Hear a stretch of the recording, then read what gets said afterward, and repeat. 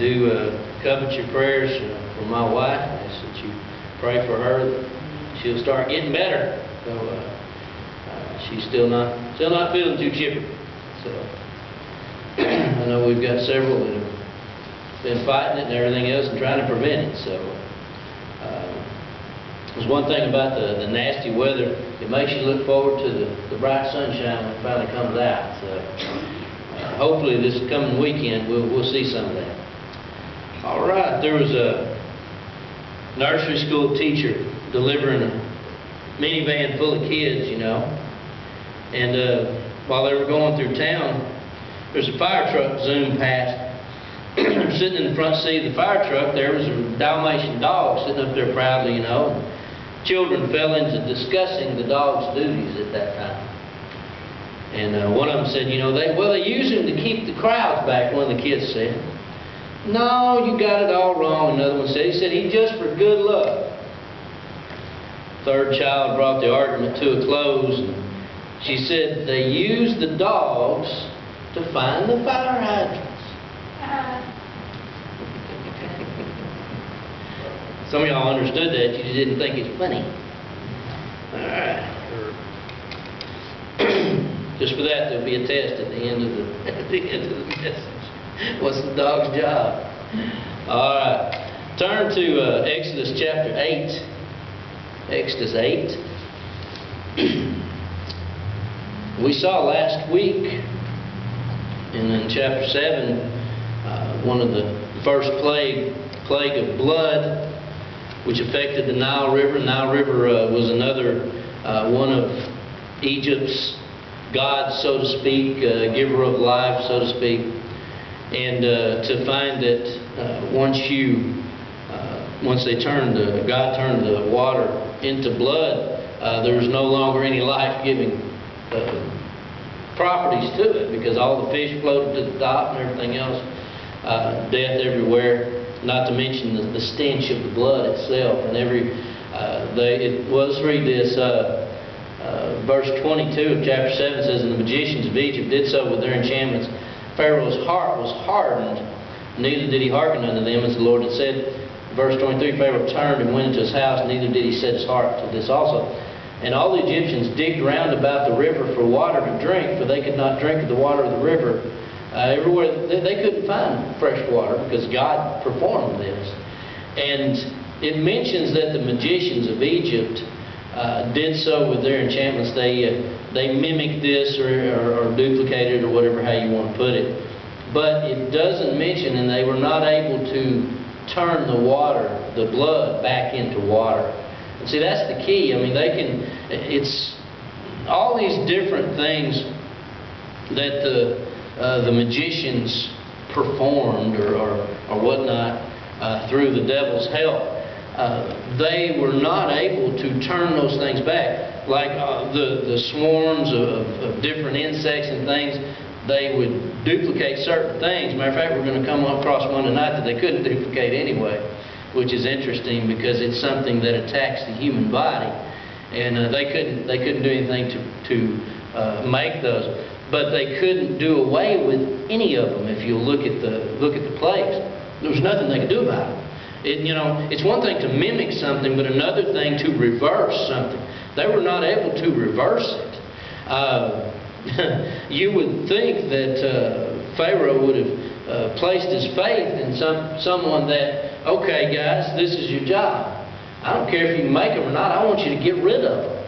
That would be the real trick there, wouldn't it? To be able to get rid of it. But see, the fact remains, what God puts in place, man can't undo. Okay?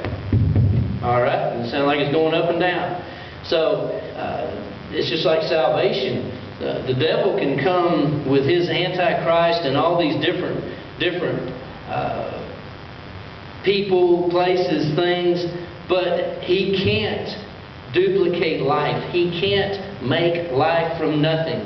He can't do the miracles. He can't perform the salvation, the things that God offers. He can't do those. And he will never be God. That's what he desires. He wants us to bow down and worship him. He wants this world to bow down. He wanted Jesus Christ, the Son of God, to bow down and worship Him. That didn't happen, and it's just not going to happen. It doesn't matter how hard he tries.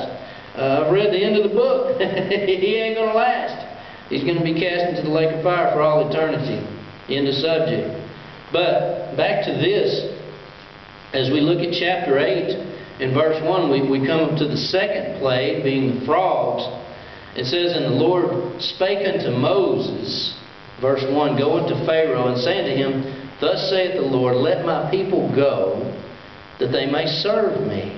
You know that Aaron and Moses had just gone to Pharaoh and just requested that. They didn't say just let our people go to leave. They said let our people go so that they can worship. So that they can have an opportunity to worship away from here and worship their God. Because they've been cooped up here for all these years. And in the land of Egypt there. And he said just let them go away. And he wouldn't even let them do that. He feared it so much. And it says in verse 2, "And if thou refuse to let them go, behold, I will smite all the borders with frogs." Now, I just want to make a mention here. The frogs, they had a god or a goddess or some type of image for everything. We talked about the serpents or the certain things with the crocodile head last week. There's lots of artifacts and different things been found showing the different things that they worshipped, which this one here was a frog goddess. It was a frog-headed goddess by the name of Heka. And if you remember last week, we mentioned one named Happy, and I looked up the pronunciation. I thought surely that's Happy or something weird like that. It's not. It's Happy, which is ironic because after all these plagues take place, there ain't too many people very happy, if you know what I mean. But Happy was depicted as holding a frog out of whose mouth flowed a stream of nourishment. Can you imagine getting nourishment from a stinking frog? But that's one of the little g gods that they worshipped, and this indicated a close relationship here in their weird religion that they had going on between the god of the Nile and the frog goddess. This was supposed to have been one of the oldest mother of goddesses here, goddess of fertility, rebirth, and one of the Egyptian pictures shows the Heka that we mentioned before reciting spells to affect the resurrection of Osiris. Osiris was supposed to be god of the dead or provider of life there. And they said every pagan worship tries to come up with something to duplicate a part of what God is. God is the giver of life. God provided and built this earth, made this planet and the universe and everything in it.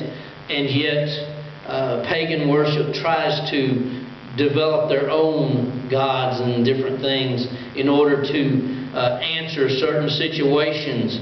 The Bible says that that man will worship the four-footed beast and the creatures of this planet instead of worshiping the Creator that made them in the first place.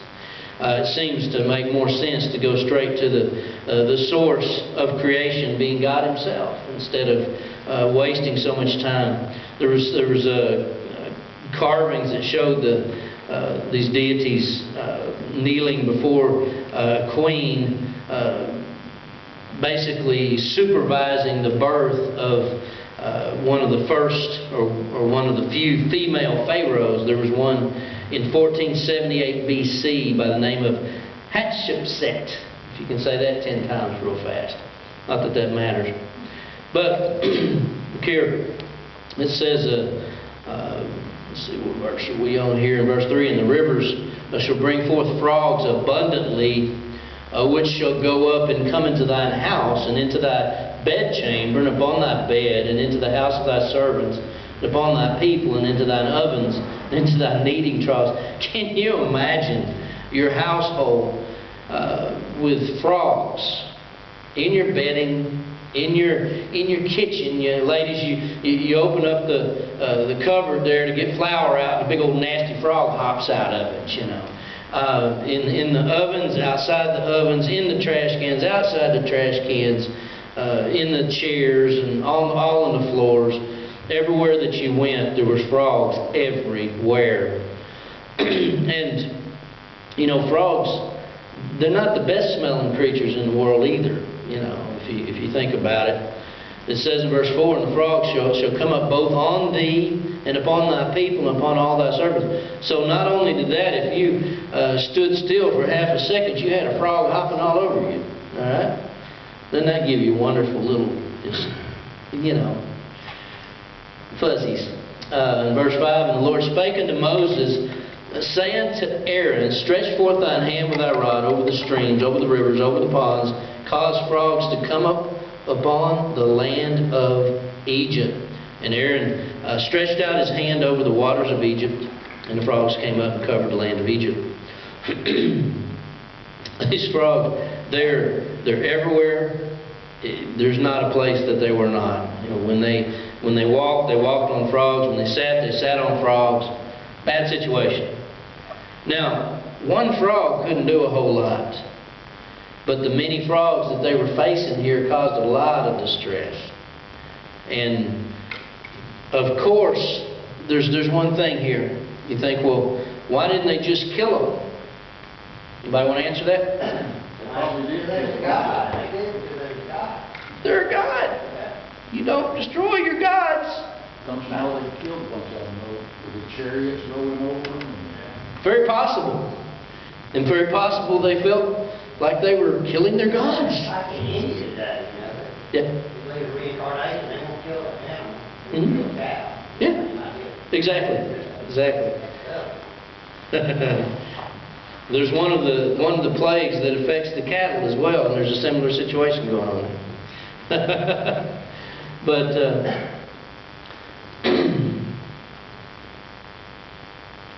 now, let's see here. Look at we read 6 already. Read verse 7.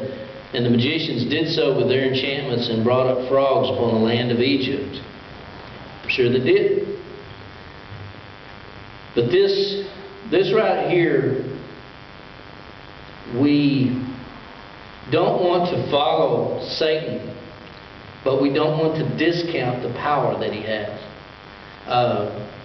As we talked about when we first started this, they were believers in a God, but they didn't believe that this God that would create everything, they felt like he was too important to hang around. All right? Some of this is new to some of y'all over here. But they believed in an almighty God that created everything, but they believed that he took off and went and did something. I guess he went to another planet for a vacation. I don't know. But they didn't believe. So they switched their belief from that to all these little g gods that we've been going over. And they felt like that since the God wouldn't hang around for such things as overseeing life, you know, anything important of that nature, that they turned it over to these demons and these goddesses and gods and different things, like the frog, like the goddess of life and fertility and all these different things, the serpent, the crocodile, the different a lot of them are insects. You get a lesson on zoology if you study this deep enough, because it goes into all the different animals that they worship, cattle and different creeping things that they actually worshipped, and they felt like the true God left the earth in charge under these little things, but they worshiped these demons and things. And basically, if you're doing that, you're not worshiping God, you're worshiping created beings instead of the Creator, then you're worshiping the devil. This right here, and each time they do this, they duplicated the plague of the frogs. reveals the power of Satan in their lives. That's how much they had given themselves over to that. These soothsayers, magicians, these different ones that were under the pharaohs, they would call them in and they would do their little trickery and stuff. So they were steeped deep into the occult as far as what we would call it today. Now, it says here, moving forward here in verse 8, Pharaoh called for Moses and Aaron. He said, "Entreat the Lord that he may take away the frogs from me and from my people, and I will let the people go that they may do sacrifice unto the Lord."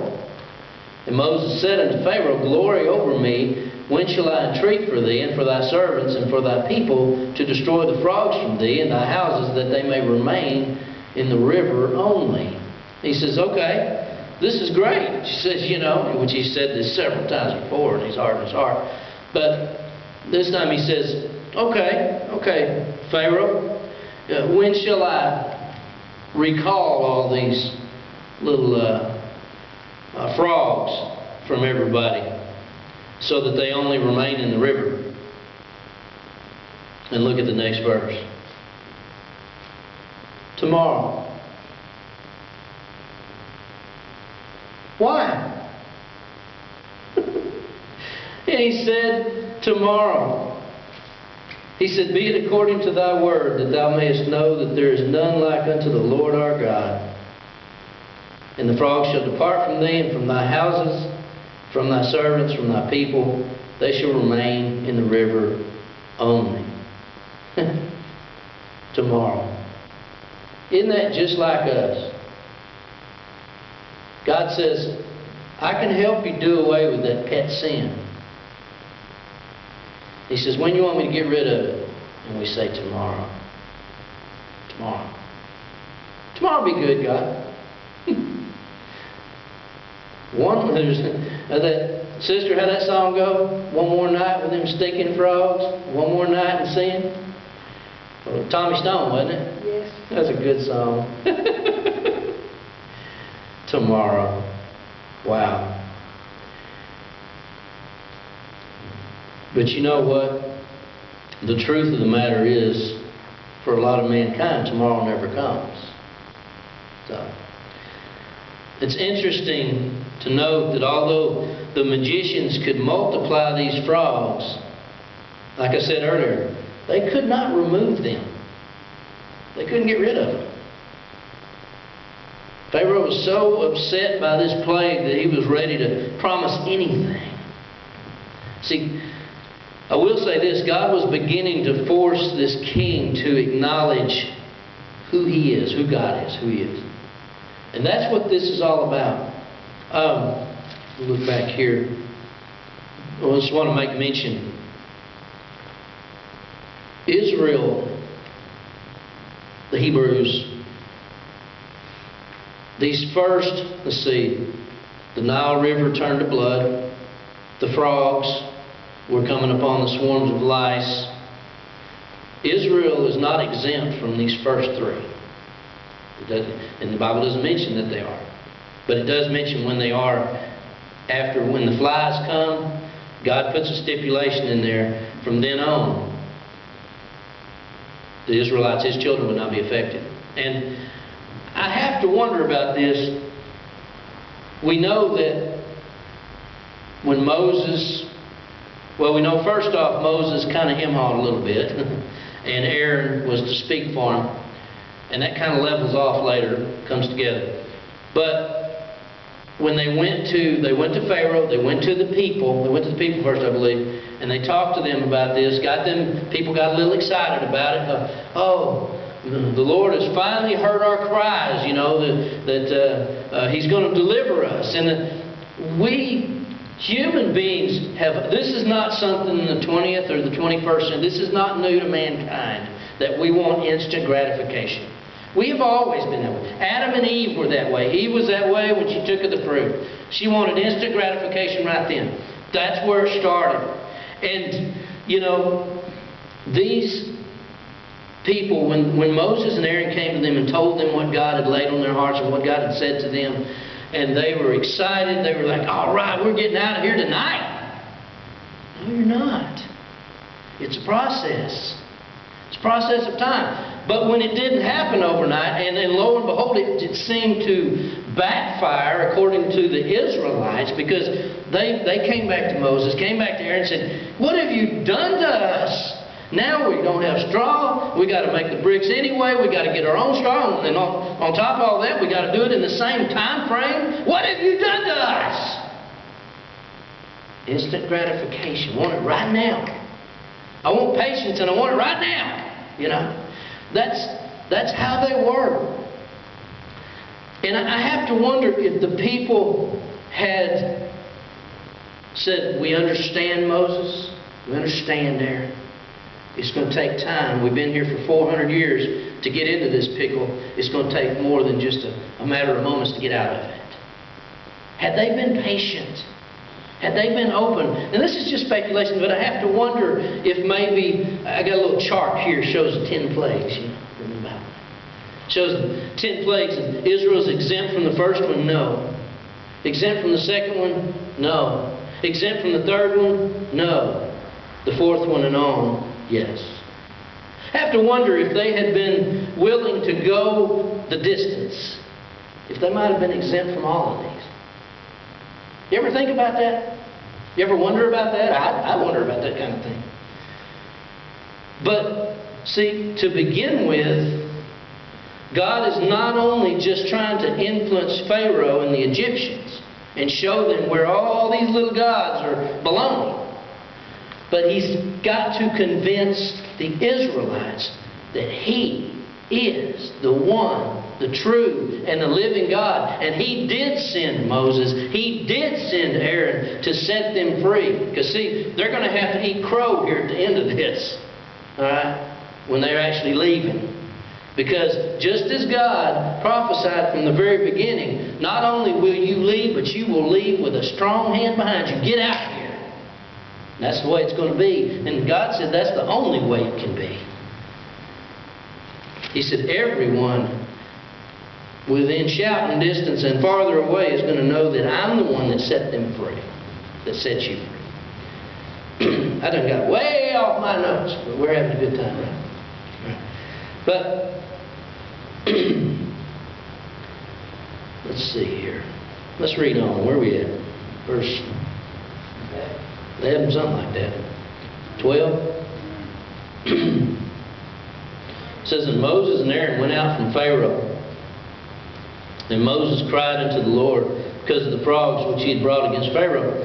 And the Lord did according to the word of Moses, and the frogs died out of the houses, out of the villages, out of the fields, and they gathered them together upon heaps, and the land stank. But when Pharaoh saw that there was respite, he hardened his heart, and hearkened not unto them as the Lord had said. When sin sets in, it stinks. There wasn't any way to get around that. The frogs stank. Now, we notice something different here. Up until now, we talked about, and we did our little illustration with the squeezing, you know. And God hardened Pharaoh's heart, right? Isn't that what we studied? Now notice verse 15. It says, but when Pharaoh saw that there was respite, he hardened his heart. See, God is bringing to the surface what was already there to begin with. God doesn't have to give him a little nudge now. He hardens his own heart. It's coming to the surface. It's squeezing to the surface now what he really is. And it doesn't even mention God. God doesn't have to do it. He does it on his own. Because that's what God's part in this is anyway, was to bring to the surface that which was already there. Look at the third plague here. Because here his heart's hardened. He's not letting him go. He's not doing anything. And in verse 16, And the Lord said unto Moses, say unto Aaron, stretch out thy rod, smite the dust of the land, that it may become lice throughout all the land of Egypt. Aren't y'all glad you came tonight? Are you thinking about it? Do you want to scratch your head or something? It says, and they did so, for Aaron stretched out his hand with his rod, and smote the dust of the earth, and it became lice in man and in beast, and all the dust of the land became lice throughout all the land of Egypt. And the magicians did so with their enchantments to bring forth lice, but they could not. So there were lice upon man and upon beast. And when the magician said unto Pharaoh, this is the finger of God, even the magicians said, okay, you know, we made you frogs for you, but we can't do this. Pharaoh, this is the hand of God. This is the finger of God. His own magicians are admitting it. And Pharaoh's heart was hardened. Wow. So that's what he truly is. He's a man of the devil. He's not a man of God. He doesn't respect God. He doesn't know who God is. Oh, he's learning. But he doesn't respect Him. It says he hardened his heart, or his heart was hardened, and he hearkened not unto them as the Lord had said. This is exactly what God told Moses. He said he's not going to listen. It doesn't. You're going to go to him time and time again. There's coming one that's going to eventually touch home, but it's going to be the last one. But it's interesting here how that it says it became lice upon man and beast, and the dust of the land became lice throughout all the land of Egypt. This was a lot of lice. It's not. We're not just talking about a little mild case. This stuff, they're everywhere. And you know, up to this point, the magicians, they've been able to duplicate every miracle that's been wrought by God. But for some reason, they're powerless to reproduce this one. And if it was by trickery that they duplicated the miracles, at least during this plague, they finally acknowledged the finger of God in the plagues. And gradually, God was convincing the Egyptians that He alone was God. If anything else, at this point, there had to be a little bit of doubt instilled, you know, in all the things that they trusted in. Because they trusted in the earth, they trusted in the insects and the animals and all these things instead of looking to God. And now there's been a little bit of doubt placed there. You know, God is making His case. And you know, lots of times in a court case, when the lawyer, when the attorney gets up there and he talks to the jury, most of the time, all he has to do, if somebody's being convicted of something or being tried for something, all he has to do is just develop that benefit of doubt. That's all it takes. Because if you have to have a majority, or you have to have unanimous, if there's doubt, if he instills doubt in just one of those jurors, that one's probably getting thrown out. Or it's not guilty. Because that's what God is doing here. He's making His case about these little g gods. And all He's doing is trying to develop doubt in their minds about what they've been putting their faith in. And the worship of these gods entered into the very life of the Egyptians. It was part of their daily routines, man. I mean, you couldn't look anywhere without seeing symbols of this. And this judgment, it brought loathing upon. There was another earth god called by the name of Geb, or Jeb, G-E-B, Geb. There's some earth god, and he's kind of a catch-all. He's related to the earth in all its states. Geb was the one who made his report to Osiris on the state of the harvest, the god of the dead there. And for lice to be upon all the sand, upon all the ground, and upon all the people and all the animals and everything. This was definitely a slight that way. Now, the word lice itself, the one that was used, the root word here, it literally means gnats or mosquitoes. But listen, to its root meaning is to cover, nip, or pinch. And that doesn't really fit a gnat or a mosquito, but it definitely fits a lice. As far as nipping and pinching. Good description of it. And there was a leading zoologist that said that the mites form an enormous order whose leading function, to a large extent, is to play the scavenger. Can you imagine what they did? You know, you've got these dead frogs, piles of frogs. I mean, there's no telling how tall these piles of frogs were on the land there. And nasty, stinking things. Now you got lice all over man and beast and everything else, and you got them nipping at this dead flesh, and it's just a gross thing to even think about. But interesting enough, God's in control, right? And God, He's beginning to get His level His judgment against life itself in the land of Egypt by the fact that the lies could not be duplicated by the magicians there. Look at verse 20, I believe it is. It says, and the Lord said unto Moses, Rise up early in the morning, stand before Pharaoh. Lo, he cometh forth to the water, and say unto him, Thus saith the Lord, Let my people go, that they may serve me. Else, if thou wilt not let my people go, behold, I will send swarms of flies upon thee, and upon thy servants, and upon thy people, and into thy houses, and the houses of the Egyptians shall be full of swarms of flies, and also the ground whereon they are. It says, And I will sever in that day the land of Goshen. Here it is. Remember, the Israelites are living in Goshen. He says, I will sever in that day the land of Goshen, in which my people dwell, that no swarms of flies shall be there, to the end thou mayest know that I am the Lord in the midst of the earth. And I will put division between my people and thy people. Tomorrow shall this sign be. I think that's interesting.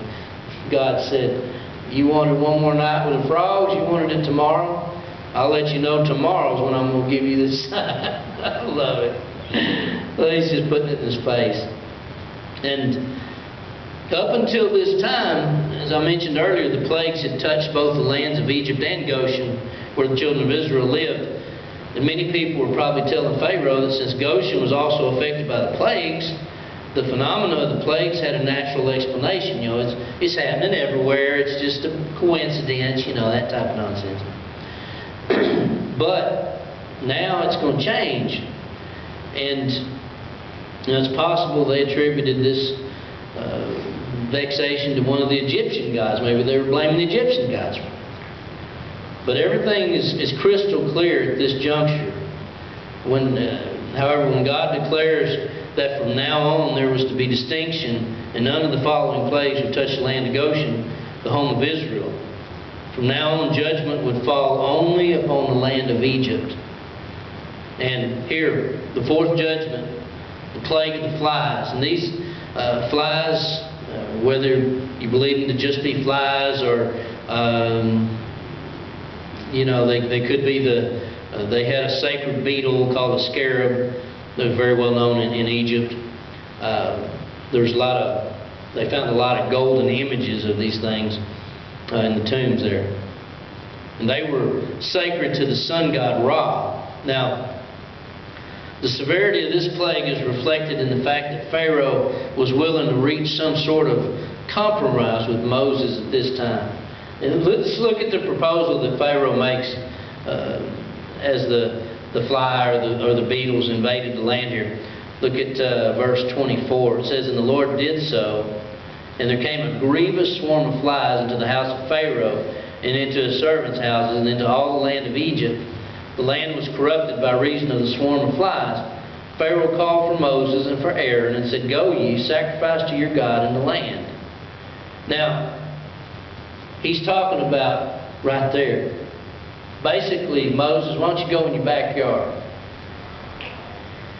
There's a problem with that.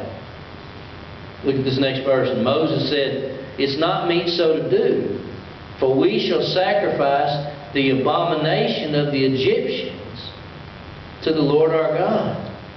Thus shall we sacrifice the abomination of the Egyptians before their eyes, and will they not stone us?" We're going to sacrifice some of their sacred animals. Don't you think they're going to pick up big rocks and throw them at us?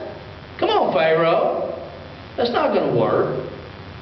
It says we need to go at least 3 journeys. This says, we will go 3 days' journey into the wilderness and sacrifice to the Lord our God as He shall command us. That's why we're going 3 days' journey away, so y'all can't see what we're doing. Because you're not going to like it. Okay? Now, this insect, these gods that they worship, spoke of eternal life. And just imagine this most sacred thing becoming a curse. Everything with the Nile River, you know, all these different things, the frogs, the frog goddess and all that, giver of life, and now the giver of death, and now these sacred things, and they become curses to them, plague upon the land.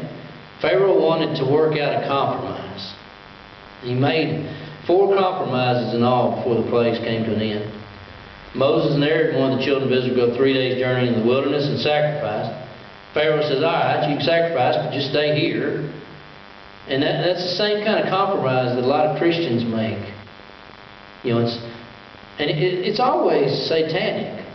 I mean, this compromise says that we can be Christians without being narrow ones. In other words, do whatever the world does. Be a broad-minded Christian. Don't change your life. What is it Paul said? Straight and narrow is the way that gets to heaven. It doesn't work that way. If your life doesn't change, you're not a Christian. But he's saying, just do it right here and be fine. No. He says, don't accuse me of saying that you have to perform good works to be a Christian. That's what we say today. But see, we're saved by what? Christ. And faith in Him. So, there's nothing else. Works are excluded in that. It's by faith. But when you put your faith in Christ to save you, there's a byproduct of that. It's going to change. You can't get out of it. So that's where the Christian conduct comes in. Remember we talked about the actions unbecoming of a Christian. Right? The inner man has got to be changed first. Now the point is that the contemporary church today has made many compromises, for the most part still in the land of Egypt, as it were. And you can't tell the difference today between the average Christian and the average man in the world. There's not a lot of difference anymore. It's interesting to see how Pharaoh's trying to bargain here. Trying to bargain. But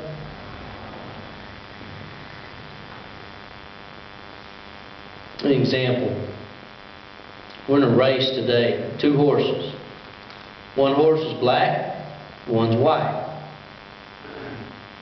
Now, this is talking about compromising. If you decide to ride them and you put one foot on one horse and one foot on the other, you're going to make a strange discovery. All right? See, the horses are going to run in opposite directions. And you're going to have to make up your mind which horse you want to ride. Or it's going to be very painful anyway. Moses is not going to